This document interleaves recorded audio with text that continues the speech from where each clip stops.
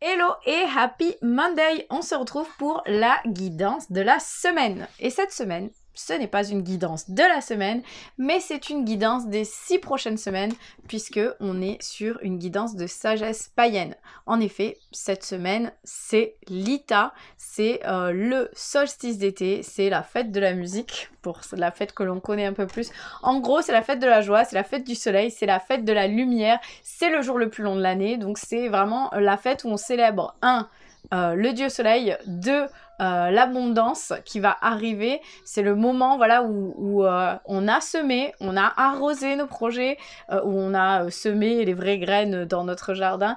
Et en gros, l'été arrive et donc du coup, on va pouvoir récolter. Par contre, on est d'accord que l'abondance, ça vient pas en claquant des doigts. Enfin, en tout cas, l'abondance de fruits, de légumes, de tout ça. Voilà, il y a quand même la récolte qui doit se faire. Et la récolte, eh ben, il y a quand même un peu de boulot. Et donc du coup, mais bon, l'Ita, c'est le moment où on fait la fête, où on célèbre l'amour pour soi, où on célèbre l'amour de la vie, où on célèbre sa vie telle qu'elle est aujourd'hui, où on célèbre le dieu soleil, on célèbre tout ce qui est en vue justement de manifester et d'appeler l'abondance lors de l'été. Donc on est parti pour cette guidance de la semaine. Enfin non, cette guidance des 6 prochaines semaines. Mais si tu souhaites, avant ça, aller plus loin dans ce que je te présente aujourd'hui, et vu qu'on entre dans une nouvelle saison, je te propose de télécharger dans ma boutique en ligne le voyage chamanique à la découverte de la roue de médecine ou à travers la roue de médecine où justement on va entrer dans chacune des directions pour aller récupérer un message, pour aller récupérer une guidance. Et c'est un voyage qui est parfait quand on change de saison. Donc je t'invite à inspirer profondément, à te connecter à l'Ita, au solstice d'été qui s'en vient, qui arrive ou qui est déjà là selon l'heure à laquelle tu regardes cette vidéo. Et je vais t'expliquer quels sont les défis, les challenges, ce qui va nous aider, nous bloquer pendant ces 6 prochaines semaines. Donc notre premier challenge pendant ces 6 prochaines, pas premières, nos 6 prochaines semaines, ça va être la communauté. Donc ça va être d'arriver à travailler ensemble, d'arriver à se soutenir, d'arriver à accepter d'être soutenu, d'arriver à accepter de recevoir de l'aide, la main tendue, d'arriver peut-être à accepter que de travailler ensemble, on va plus loin, même si on ne va pas plus vite. Je sais pas toi, moi personnellement, ça me parle. Le deuxième challenge pour ces 6 prochaines semaines, c'est le phénix. Donc c'est arriver à renaître de ses cendres, arriver à se dire ok, là, il y a eu une déconstruction totale qui s'est faite. La tour s'est effondrée. Il y a eu de la foudre, peut-être, je n'en sais rien. En tout cas, il y a quelque chose qui s'est cassé la gueule, si on doit le dire un peu vulgairement. Et c'est le moment, justement, de se relever. C'est le moment de déployer ses ailes. C'est le moment de se reconstruire. C'est le moment de montrer sa flamme et sa lumière, tel le phénix. Deuxième challenge. Le troisième challenge, c'est le challenge de la famille. Le challenge de la famille. Alors, qu'est-ce que ça peut être, ce challenge de la famille? Ça peut être plusieurs choses selon qui tu es, ce que tu traverses et ce que tu vis. Ça peut être de se reconnecter à ses racines, de se reconnecter à qui on est, d'où on vient, le bagage que portent justement nos lignées transgénérationnelles. Qu'est-ce qui est en lien avec moi et peut-être qui vient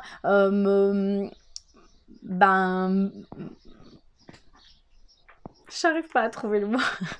Qui vient m'alourdir aujourd'hui, hein, quels sont les bagages justement que je traîne qui ne m'appartiennent pas, ou au contraire, quelles sont les forces de ma lignée que j'ai à l'intérieur de moi, dont j'ai plus ou moins conscience, et qui sont vitales pour moi pour avancer. Donc pourquoi je te parle de racines? Parce que on a la famille représentée par un arbre. Donc pour moi, je pense que c'est trouver ce lien justement avec la racine, trouver ce lien avec nos racines, refaire ce lien avec nos racines pour aller puiser les forces et aussi peut-être prendre conscience des bagages et de ces choses que l'on traîne. Donc voilà le troisième challenge. Le premier, la communauté, le deuxième, le phénix et le troisième, la famille. Ce qui va nous aider dans ces 3 challenges, ça va être les ennuis.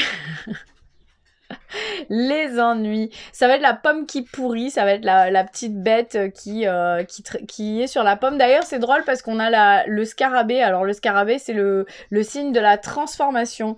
Et donc, bon, du coup, qu'il y a un scarabée sur une pomme qui est en train de pourrir et sur laquelle, d'ailleurs, il y a une petite chenille sur la feuille. Hein. C'est compliqué à voir parce que c'est la même couleur, mais elle est là. Donc, il y a vraiment le signe de la transformation. Donc, ces ennuis sont nécessaires. En gros, en ce moment, si ça va pas, si c'est compliqué pendant ces 6 prochaines semaines, si vous avez des ennuis, c'est des bénédictions qui vous permettront de mettre à plat ce qui est à changer, peut-être d'éradiquer ce qui doit l'être pour pouvoir demander de l'aide, vous unir, pour pouvoir renaître et pour pouvoir prendre conscience de ce qui vous aide et ce qui vous entrave dans vos racines familiales. Donc les ennuis vont être une bénédiction, même si forcément quand on dit je vais avoir des ennuis dans les 6 prochaines semaines, ça donne pas envie, on est d'accord. Mais en attendant, les ennuis vont être positifs parce qu'on va mettre le doigt sur ce qui ne fonctionne pas pour pouvoir faire en sorte que ça fonctionne.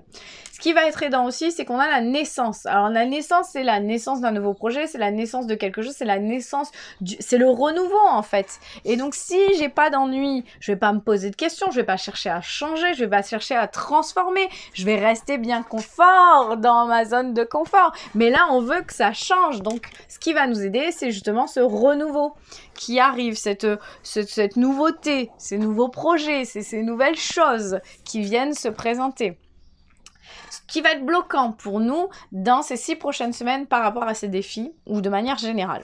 Il va y avoir la tristesse, donc il y a une certaine tristesse. En même temps, forcément, quand on va plonger dans ses racines, quand on va déployer les ailes du phénix, quand on va aller voir qu'on a des ennuis, que du coup il faut transformer, ça nous demande de sortir de notre zone de confort, ça nous demande de nous poser des questions, ça nous demande de nous dire, ok là, où est-ce que j'en suis, qu'est-ce que je suis prête à lâcher, et donc forcément, ça peut être d'une certaine manière un peu déstabilisant et amener un fond de mélancolie, un fond de tristesse.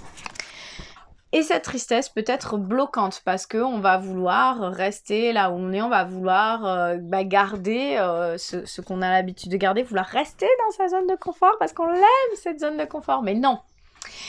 Deuxième chose qui va être bloquante, c'est la trahison. Alors moi je vois pas cette carte comme... Quand je l'ai vue, j'ai pas pensé à la trahison de quelqu'un qui nous ment et qui nous plante un couteau dans le dos. Je pense plus à la trahison envers soi-même, c'est-à-dire le masque que l'on porte et qui fait que l'on n'est pas vraiment soi-même par rapport aux autres. Et cette trahison de soi à soi.